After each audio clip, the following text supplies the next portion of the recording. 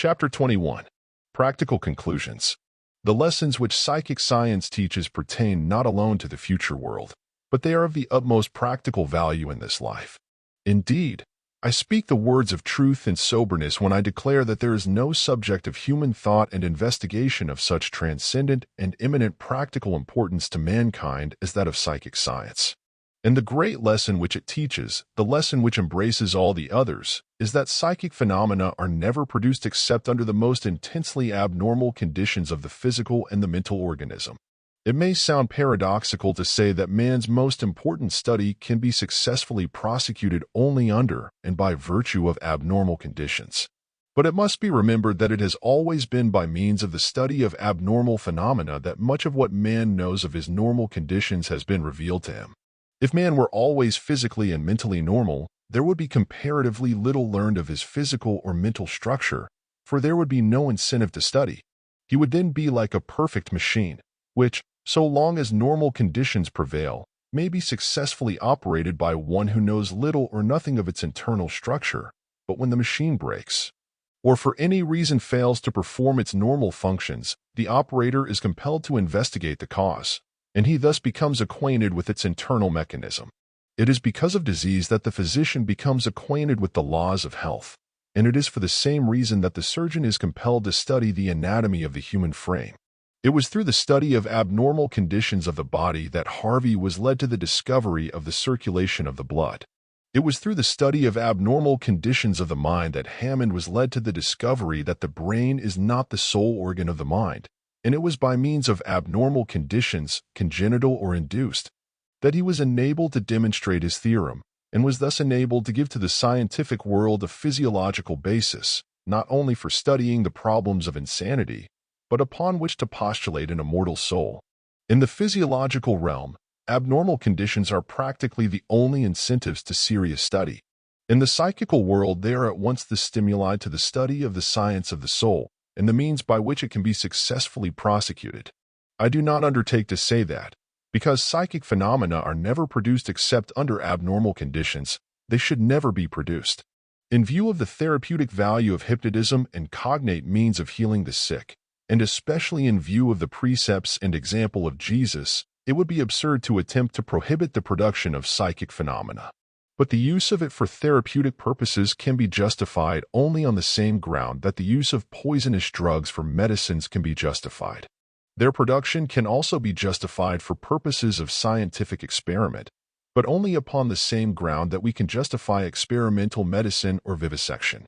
It is absolutely necessary, then, that abnormal conditions be studied in order to enable us to understand and preserve normal conditions, and this is as true of the soul as it is of the body.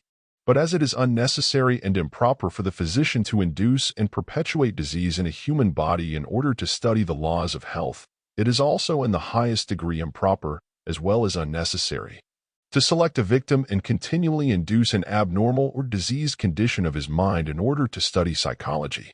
There is an abundance of disease both of body and of mind, existing all around us, from which all the necessary data can be obtained, without the necessity of immolating a human body or a human soul upon the altar of science.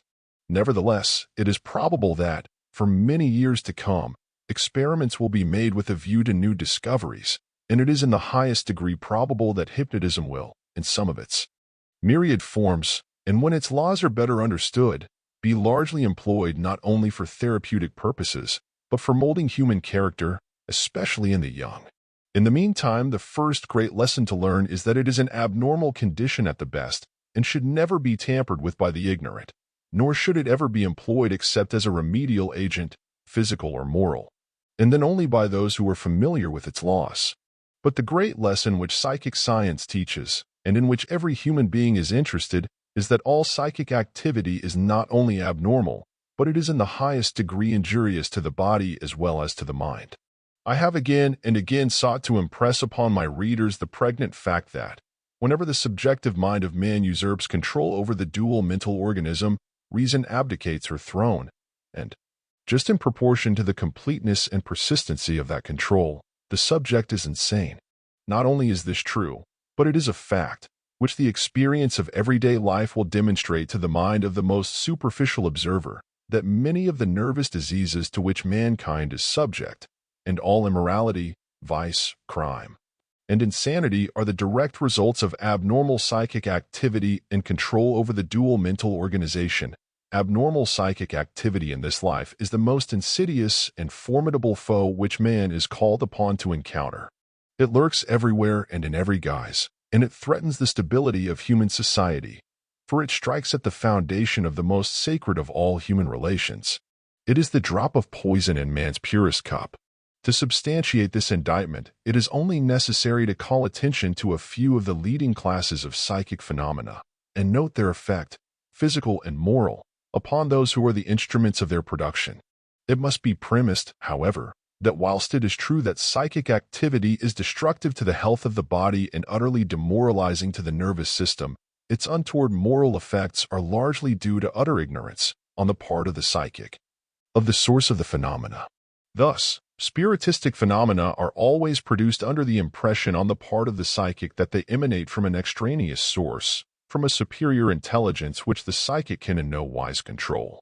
And the result is utterly demoralizing to the mind as well as to the body. No one who is familiar with the class of psychics known as mediums will gainsay the statement that, as a class, they are to the last degree neurotic. If there are exceptions to the rule, they are in cases where the psychic powers are of very recent development. It is probably true that perfectly healthy persons may develop psychic powers, although competent physicians are at variance on that point. The Charcot school of hypnotists hold that the psychic condition is itself a disease, whilst the Nancy school have seemingly demonstrated that perfectly healthy persons may be thrown into that condition. Be that as it may, the fact remains that the habitual indulgence in psychic practices of any kind, grade, or character will invariably result in some form of nervous derangement and disease, and if carried to excess, or continued long, will result in insanity or imbecility. Dr. Hammond, in his able work entitled Spiritualism and Nervous Derangement, has forever settled the relations between psychic conditions and nervous diseases. They are always concomitant, and psychic activity may be either the cause or the result of nervous disease. But they invariably accompany each other. This is demonstrated by the facts, first, that no one can become a good psychic until a nervous derangement has been induced. Second, the best psychics are those whose nervous systems are completely shattered. And third, the degree of psychic power attainable by anyone is in exact proportion to the intensity of his nervous derangement. The CRS of Prevorst affords a striking example illustrating these propositions. Bedridden for many years, with a complication of the most terrible nervous disorders, she exhibited the most wonderful variety of psychic powers ever recorded. Molly Fancher, the Brooklyn Enigma, affords another striking illustration of the concomitance of nervous disease and psychic power. Owing to an accident which shattered her nervous system, this lady was thrown into a trance condition which lasted 9 years, during which a series of the most wonderful psychic feats were performed. Her powers still continue to be manifested, but it is noted in the latter part of Judge Bailey's book that as she improves in health she is gradually losing her psychic power. But it is useless to multiply citations of particular instances. It is a fact which can be verified by observation in any case where psychic phenomena are produced, that it requires an intensely abnormal condition of both body and mind to enable anyone to achieve success in the psychic world, and this is true. Without reference to the character of the manifestations, from the simplest telepathic experiment in an apparently normal condition down to the deepest trance that was ever induced in the passive victim of experimental hypnotism. It is not, however, in the purely experimental part of psychic phenomena that the greatest and most insidious danger lurks. Like any other dangerous thing, it is all the more so when its presence is unsuspected. Psychic dangers are everywhere present, and exert their baleful influence in many places where the superficial observer would least expect to find them. Certain trades and occupations are beset with the danger in its most insidious form. For instance, musicians are constantly in imminent danger of the evil consequences of an undue development of the subjective faculties, and their greatest peril arises from the fact that the foe is unsuspected. But a moment's consideration will render it plain that there are evils to guard against even in so noble an art as that of music. Music, as I have before pointed out, is the language of the emotions and has its origin in the subjective mind. The mechanical execution of good music by a trained musician is automatic and therefore subjective. The common experience of every musician worthy of the name will bear me out in this assertion, and no one will gainsay the statement that good musicians as a class are exceedingly emotional and in the highest degree nervous, excitable, passionate, jealous. The simple reason is that they have cultivated the subjective faculties without knowing the laws pertaining to subjective mental activity and, consequently, without realizing the dangers, physical, mental, and moral, which attend the undue development of the subjective faculties, uncontrolled by objective reason. I do not say that musicians, as a class, are more immoral than other classes of people, although that charge has been freely made by others who are, perhaps, actuated by unworthy motives. But I do say that they necessarily and habitually cultivate those faculties which, uncontrolled by reason, are liable to lead men astray. Fortunately, however, musicians are, as a rule, far above the average in point of mental cultivation and social standing, and hence are better qualified to appreciate the dangers which lurk in their pathway. They may, therefore, be able to guard against the moral evils attending the undue dominance of the subjective faculties and emotions, but can never wholly overcome the abnormal physical conditions incident to them. Stenographers and typewriters are also beset with dangers arising from the same source. I mean, of course, good stenographers and good typewriters, for good work in those lines is always the result of such training as is required to enable the operator to do the work automatically. When that amount of skill is acquired, the danger begins, for the obvious reason that automatism is purely subjective. No one acquainted with the facts will gainsay the observation that stenographers and typewriters, as a class, are the victims of nervous disorders, oftentimes approaching the verge of insanity. Numbers of them employed in the government departments at Washington are compelled to abandon their positions, owing to the nervous strain to which they are subjected. Compositors are also beset by the same dangers. Again, I mean good compositors, that is, those whose training in typesetting is such as to enable them to work automatically, and no really good compositor, that is, one who can do a big day's work with reasonable accuracy, ever does or ever can set type in any other way. Everyone who is acquainted with the besetting weaknesses of the craft will endorse what I say, and will agree with me that their troubles and their habits are the result of abnormal subjective mental activity. But it is useless to multiply instances. The whole principle may be summed up in the general statement that any employment which unduly develops the subjective powers in any direction whatever is attended by abnormal physical and mental conditions. If any class of people deserve an ample compensation, and are entitled to shorter hours and increased pay, it is that class whose occupation results in the development of the subjective faculties. Moreover, if any deserve a rich reward in the world to come, it is those who resist the temptations which beset the pathway of those whose subjective faculties are unduly developed. Another class of people whose subjective faculties are unduly developed deserves a special mention. I refer to men of genius. I have elsewhere defined genius as being the result of the synchronous action of the two minds, a condition which confers upon the individual the benefit of the perfect memory and the other powers of the subjective mind, but does not deprive him of his objective powers of reason. A perfect synchronism of development and activity would necessarily produce a wonderful intelligence, an intellectual colossus, in whatever field of endeavor he might engage. History furnishes but one example of perfect synchronism of development, intellectual, moral, and religious, Jesus of Nazareth. Shakespeare comes as near the ideal of intellectual symmetry as any man of whom we have any means of judging. But we have numerous examples of genius where the synchronism was only partial. Great results have been achieved by them, and the world will never cease to cherish the memory and worship at the shrine of those intellectual giants whose works mark the epochs of history and of science and of the arts. Unfortunately, however, the personal history of men of genius reveals the fact that their intellectual development was abnormal to the last degree.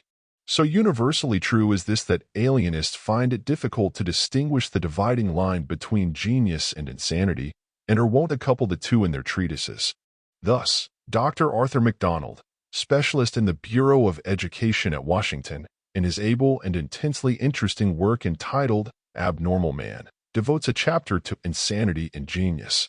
in which he summarizes a large number of facts relating to the personal and pathological characteristics of men of genius in all the ages of which history furnishes the data.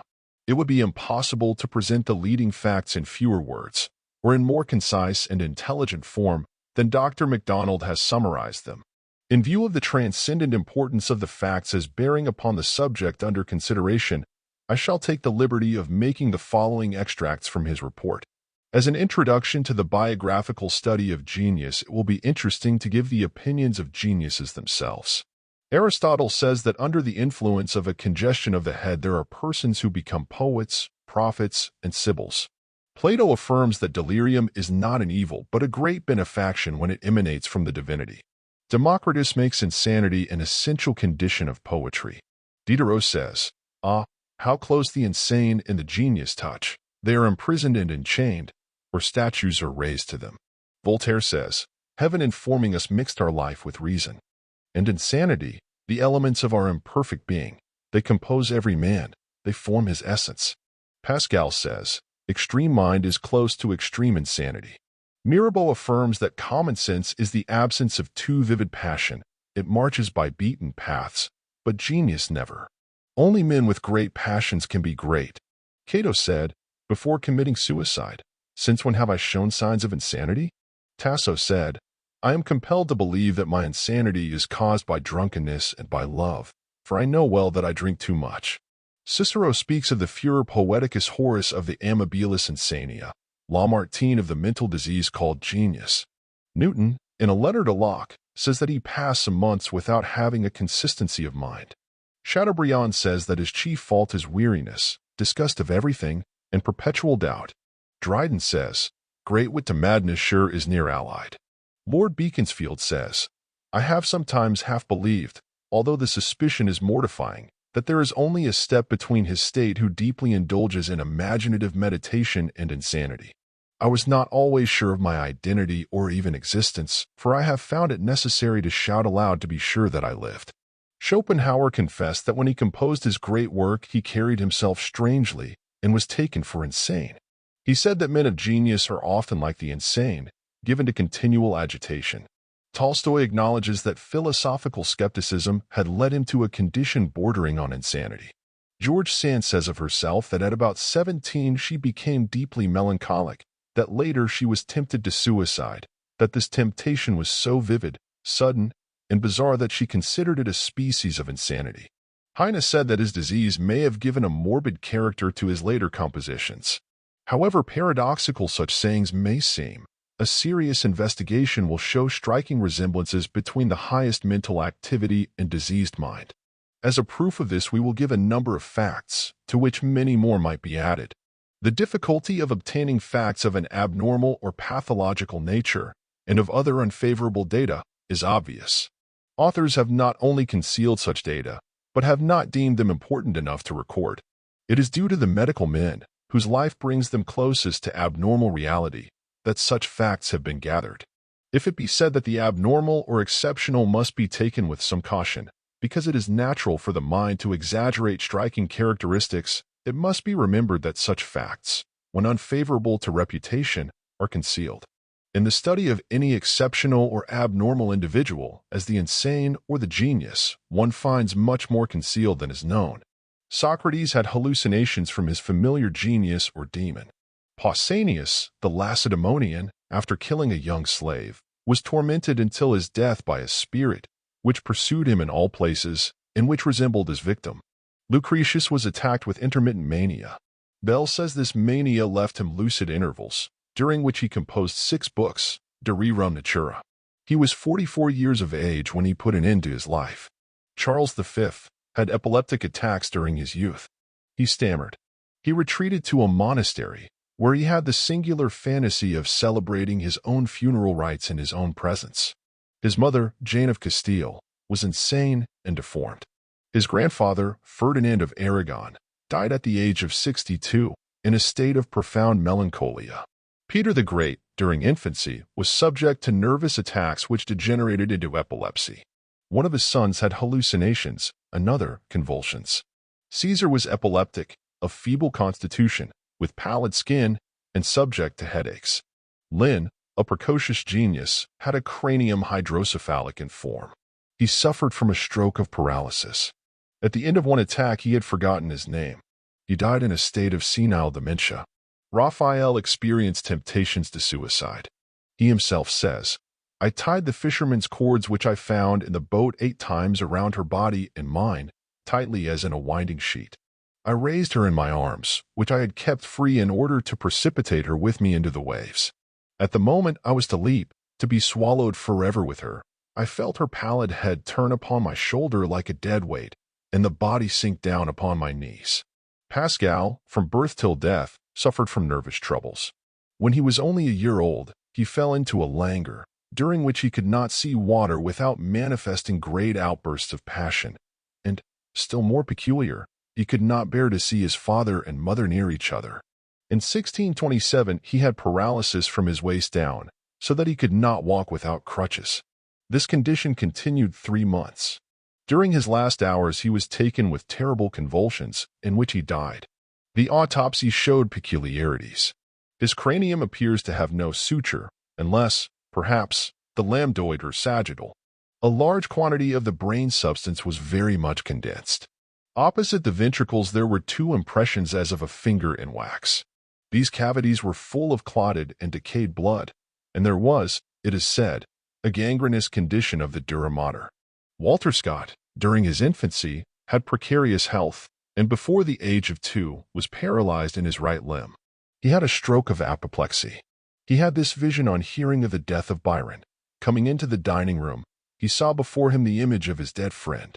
On advancing toward it, he recognized that the vision was due to drapery extended over the screen.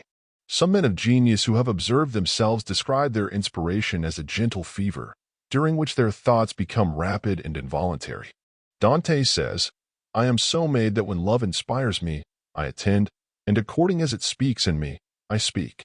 Voltaire, like Cicero, Demosthenes, Newton, and Walter Scott, was born under the saddest and most alarming conditions of health. His feebleness was such that he could not be taken to church to be christened.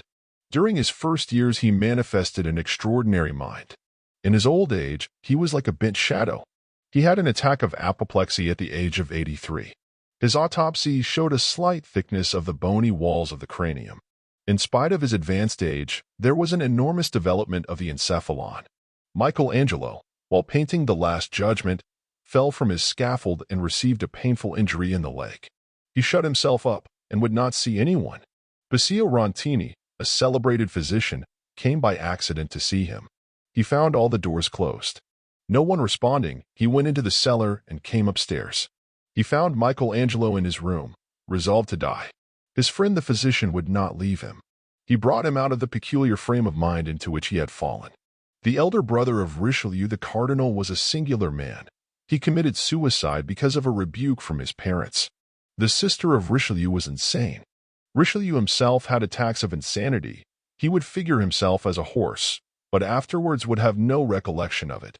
Descartes, after a long retirement, was followed by an invisible person, who urged him to pursue his investigations after the truth. Goethe was sure of having perceived the image of himself coming to meet him. Goethe's mother died of an apoplectic attack.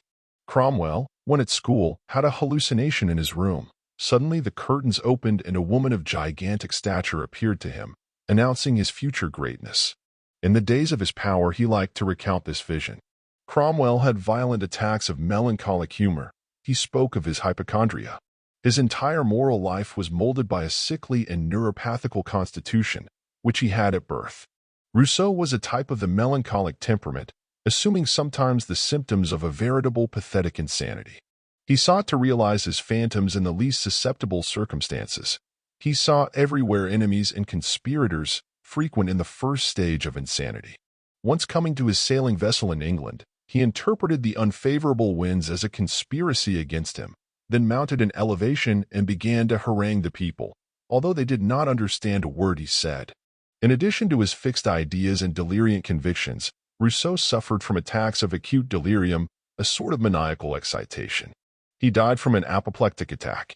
Joan d'Arc was a genius by her intrepid will. She had faith in her visions. Her faith rested upon the immovable foundation of numerous hallucinations having the force of moral and intellectual impulsion, making her superior to those around her.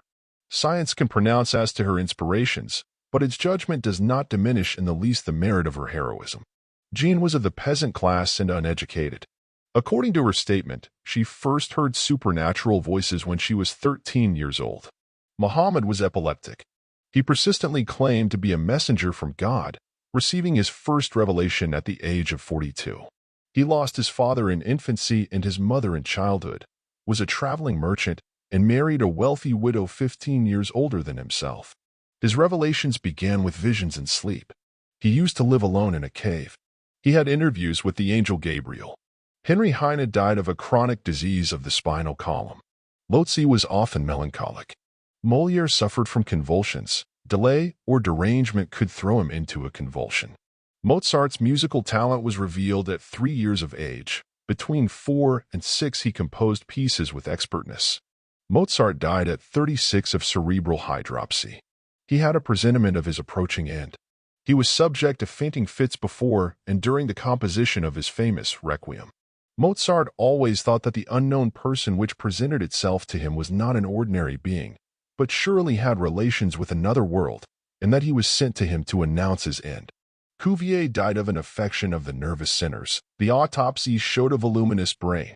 He lost all his children by a fever called cerebral. Condillac had frequent attacks of somnambulism. He sometimes found his work finished in the morning. Bossuet suffered from a disease from which he once lost speech, knowledge, and even the faculty of understanding. Dumas says, Victor Hugo was dominated by the fixed idea to become a great poet and the greatest man of all countries and times. For a certain time, the glory of Napoleon haunted him. Chopin ordered by will that he be buried in a gala costume, white cravat, small shoes, and short trousers. He abandoned his wife, whom he loved, because she offered another person a seat before she offered it to him. Giordano Bruno considered himself enlightened by a superior light sent from God, who knows the essence of things. Kant considered himself the great priest of humanity. Madame de Staël died in a state of delirium, which had lasted several days, according to some authors, several months. The autopsy showed a large quantity of cerebral matter and very thin cranium. Moreau of Tours said she had a nervous habit of rolling continually between her fingers small strips of paper, an ample provision of which was kept on her mantelpiece. She used opium immoderately. She had a singular idea during her whole life. She was afraid of being cold in the tomb. She desired that she be enveloped in fur before burial. English men of letters who have become insane or have had hallucinations and peculiarities symptomatic of insanity are Swift, Johnson, Cooper, Southey, Shelley, Byron, Goldsmith, Lamb, and Poe. Swift was also cruel in conduct, but he was hardly responsible, as his insanity was congenital. His paternal uncle lost speech and memory and died insane. Swift was somewhat erratic and wild as a university student. He suffered at times from giddiness, impaired eyesight, deafness, muscular twitchings, and paralysis of the muscles on the right side of the mouth. He had a bad temper, was called mad person, actually feared insanity, saying once, on seeing a tree that had been struck by lightning, "I shall be like that tree. I shall die at the top." Later in life, he became a violent maniac. The postmortem examination showed a cerebral serous effusion and softening of the cortex. There were a number of cranial anomalies. Shelley, when young, was strange and fond of musing alone, and was called Mad Shelley. He suffered from somnambulism and bad dreams, and was excitable and impetuous. These symptoms increased with age. At 20, he constantly took laudanum for his nervous condition. He had hallucinations. He saw a child rise from the sea and clasp his hands, a vision which it was difficult to reason away.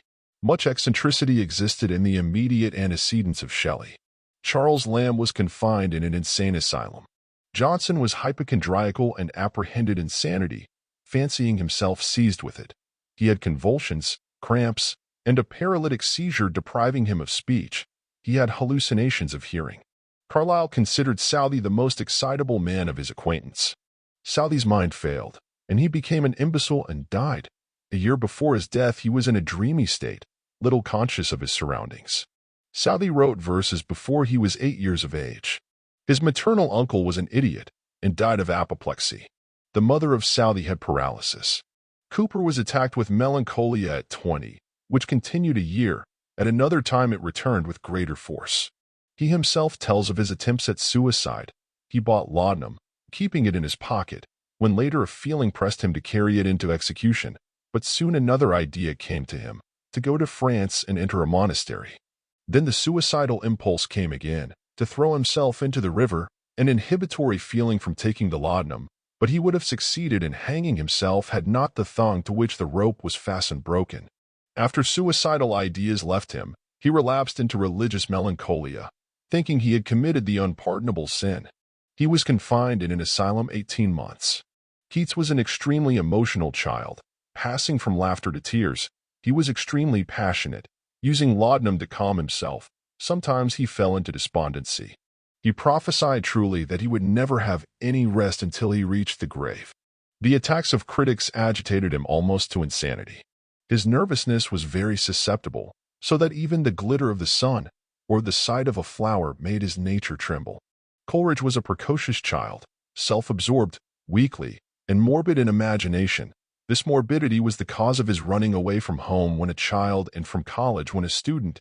He enlisted as a soldier and again went to Malta for no reason, permitting his family to depend upon charity. When 30 years of age, his physical suffering led him to use opium. Subsequently, he had a lateral curvature of the spine, De Quincey.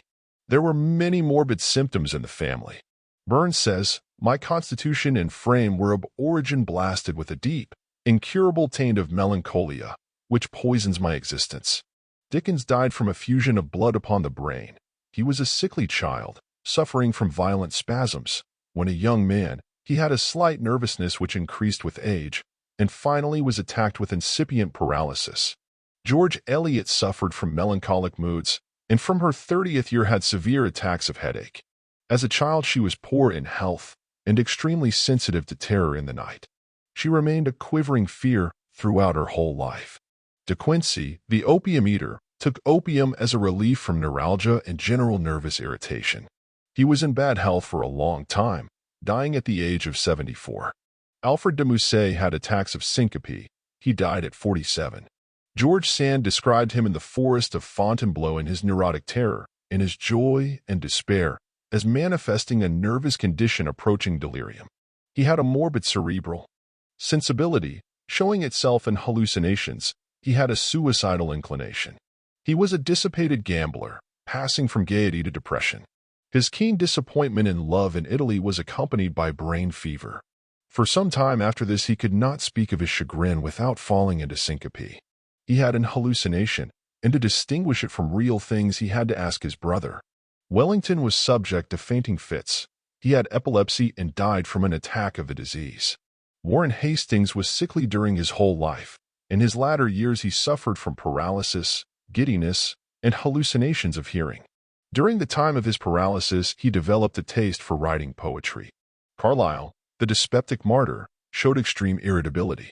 He says in his diary, "Nerves all inflamed and torn up, body and mind in a hag-ridden condition." He suffered from a paralysis in his right hand. Carlyle's antecedents were conspicuously of a nervous kind.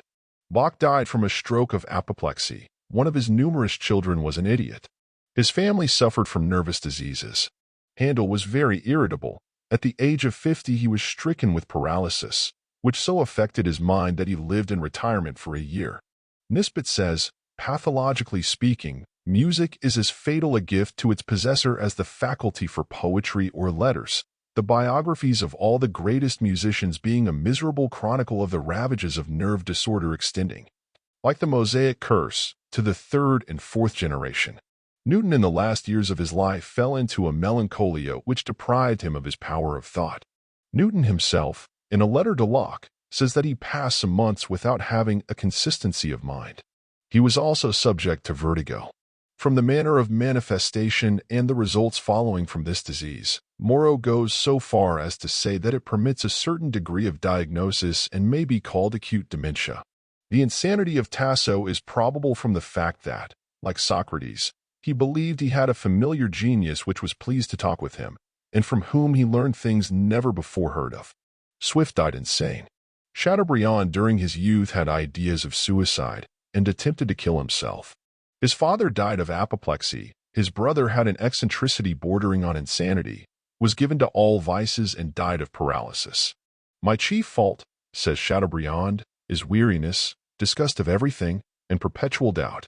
Tacitus had a son who was an idiot. Beethoven was naturally bizarre and exceedingly irritable. He became deaf and fell into a profound melancholia, in which he died. Alexander the Great had a neurosis of the muscles of the neck, attacking him from birth, and causing his head to incline constantly upon his shoulders. He died at the age of 32, having all the symptoms of acute delirium tremens. His brother Arcade was an idiot. His mother was a dissolute woman. His father was both dissolute and violent. De Balzac, Honoré, died of hypertrophy of the heart, a disease that can predispose one to cerebral congestion. The eccentricity of his ideas is well known. Lamartine says he had peculiar notions about everything, was in contradiction with the common sense of this low world. His father was as peculiar. Lord Chatham was from a family of original mental disproportions, of peculiarities almost approaching alienation. Lord Chatham did not do things as others. He was mysterious and violent, indolent and active, imperious and charming. Pope was rickety. He had this hallucination. One day he seemed to see an arm come out from the wall, and he inquired of his physician what this arm could be. Lord Byron was scrofulous and rachitic and club-footed. Sometimes he imagined that he was visited by a ghost. This he attributed to the overexcitability of his brain. He was born in convulsions. Lord Dudley had the conviction that Byron was insane. The Duke of Wellington died of an apoplectic attack. Napoleon I had a bent back, an involuntary movement of the right shoulder, and at the same time another movement of the mouth from left to right. When in anger, according to his own expression, he looked like a hurricane and felt a vibration in the calf of his left leg. Having a very delicate head, he did not like no hats. He feared apoplexy. To a general in his room he said, "See up there." The general did not respond. "What," said Napoleon, "do you not discover it? It is before you, brilliant, becoming animated by degrees. It cried out that it would never abandon me. I see it on all great occasions. It says to me to advance, and it is for me a constant sign of fortune." Originality is very common, both to men of genius and the insane, but in the latter case it is generally without purpose. Lombroso goes so far as to make unconsciousness and spontaneity in genius resemble epileptic attacks. Haeckel makes irresistible impulse one of the characteristics of genius, as Schule does in insanity. Mozart avowed that his musical inventions came involuntary, like dreams, showing an unconsciousness and spontaneity which are also frequent in insanity. Socrates says that poets create, not by reflection, but by natural instinct.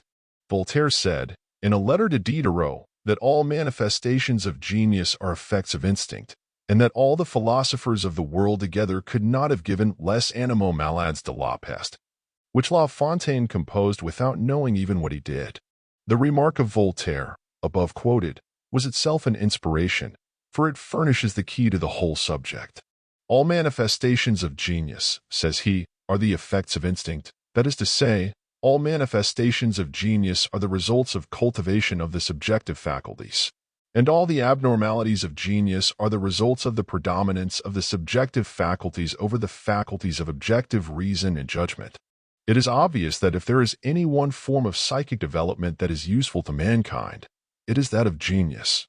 And it is equally obvious that if there is any one form of psychic development that could possibly be harmless to the physical organism, it must be in cases where the objective and subjective faculties are developed in more or less perfect synchronism. As genius affords the best, nay, the only illustrations of the most useful and at the same time the least harmful of all manifestations of psychic activity. I have ventured to avail myself of the researches of one of the most eminent students of the abnormal in mankind for the purpose of showing that there is but one step between insanity and the least harmful of psychic manifestations. One of the great practical lessons, therefore, which psychic science teaches is that, normally, this is an objective world, the realm of physical life and activity.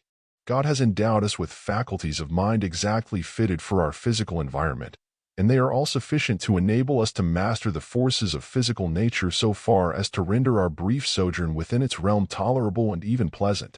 Those are the faculties, therefore, which we should cultivate in this form of existence, for their functions pertain exclusively to this life, and to no other. On the other hand, psychic science teaches us that we are the possessors of other faculties which perform no normal functions in this life.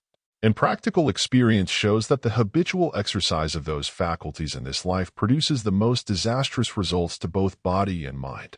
The conclusion is irresistible that we should carefully refrain from exercising and developing, in this life, those powers which belong exclusively to another form of existence. And the necessity for this inhibition becomes still more apparent when we remember that all immorality, all vice, all crime, and all insanity arise from one and the same cause, namely, the dominance of the subjective faculties, and that all exercise of psychic powers for other than works of necessity, and all practices which develop and cultivate the subjective faculties, have a direct tendency to arouse to abnormal activity those emotions and propensities which, uncontrolled by reason, lead to immorality, vice, crime, and insanity.